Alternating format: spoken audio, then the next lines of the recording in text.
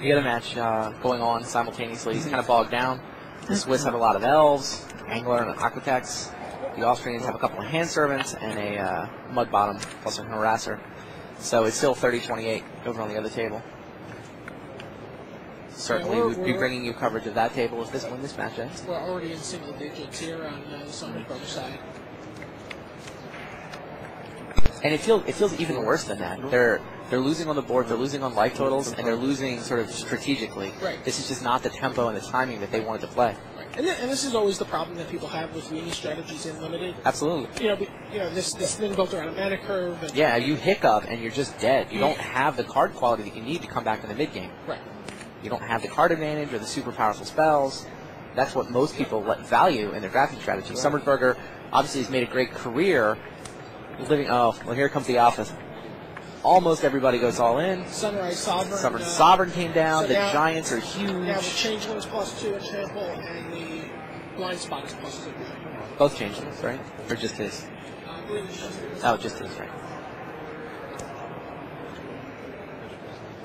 Okay, you're being swung by... 7 creatures headed into the red zone.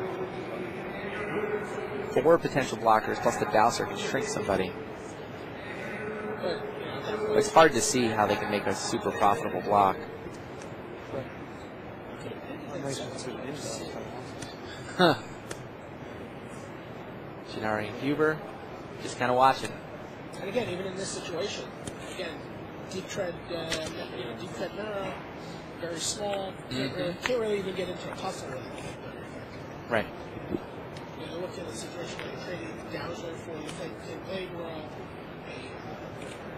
Kiskin Balloonist is getting in the way of the Avian Changeling, and a lot of stuff getting through.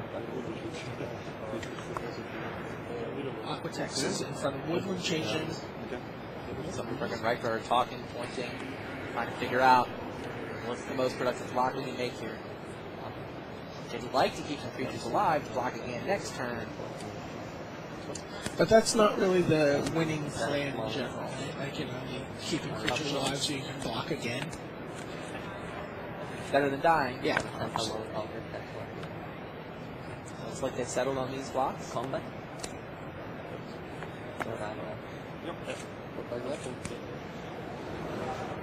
Dowser shrinks the Briar Thorn.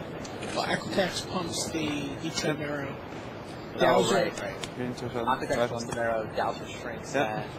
And got a Whirlpool bounce spell. Oh, so all the Giants are going to shrink. I think. Burger did have a plan. Whirlpool's going to shrink the Giants. They're going to flash.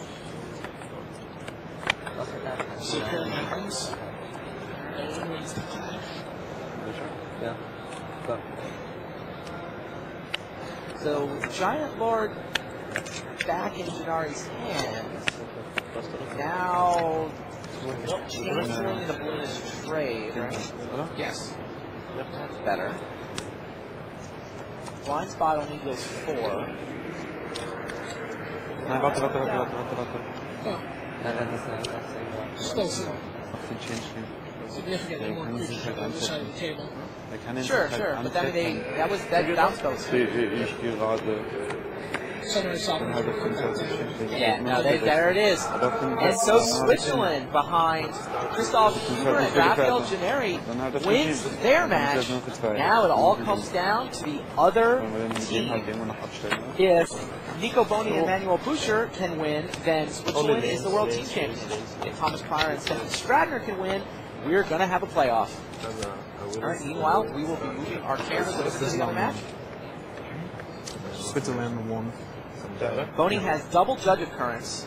Boucher has listed a lot of Huntmaster creating elves, so Switzerland does seem to have a slight advantage, but there are a lot of cards. Wow, that's more permanence in play than we saw in the entire top 4 of Tokyo City. Yeah, you've got looking at Summersburg and Reitbauer doing the post-game deconstruction, as all pros are wont to do. Gennari and Huber showing off their deck. The Austrians showing off theirs. How important is that dialogue after a match to keep improving as a player? Oh, it's huge. I mean, everybody always wants to show off what they did. You can learn a lot. Just learn a ton. Let's see what we can learn from this one. We're over at the Je hebt er geen cash. Yes. Ja, wir haben schon gewusst, wie wir das gesehen haben. Darum ist dann irgendwas It's effectively best 2 out of 3. Okay. Yeah, you can see a ton of elf tokens. Ja, schauen wir mal, wie die anderen That's spielen. Manuel Fischer on the left. Manuel D for those of you playing Magic Online. He's paired with Nico Pony, Grand Prix champion. They're still sitting on a healthy 29 points of life. Their opponents from Austria have been also on the back foot, kind of like the other match. It took a little longer to get here. I think there are a handful of Mudbutton Torchrunners. Yes, indeed there are. There's a good look at the Austrians. Thomas Pryor, the Pro Tour second place. Sure, so bad. When we mentioned Thomas Pryor's name to Gabriel Nassif, Yeah. he actually gasped a little. He says, "Oh, he is an excellent player." He said, "That guy doesn't play a lot. He's sick." That's exactly what he said. He said, "Yeah, he said he's terrific." Doesn't play a lot, but he always wins. Yeah. He does play. He was I played against him at the Grand Prix Con a million years ago, and I was very, very impressed with him. I played with him a couple times again on Moto since. Okay. Yeah. We can put the pressure. So it's Judge Occurrence on Boney's board, right? For So they're actually stacked up before you won at this point. Now what's going on is that also had It looks like an idea. Well, I have to name it. yes. So it's essentially the green predict, right? Okay. Name a card if it's. Geht das in Greifeld, oder? Is that cheap, man? Yeah. Is it true? No. It's in the graveyard. It's Oh. Right, cantrips. Sure. Is this for the mailing strategy? I was wondering if I was playing another strategy. in Salomon for zero.